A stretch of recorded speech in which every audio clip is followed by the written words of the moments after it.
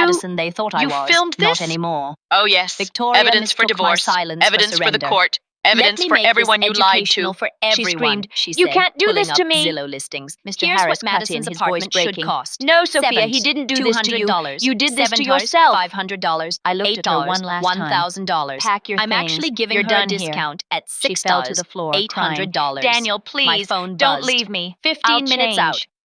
Uncle I Ted stood cleared his tall. throat.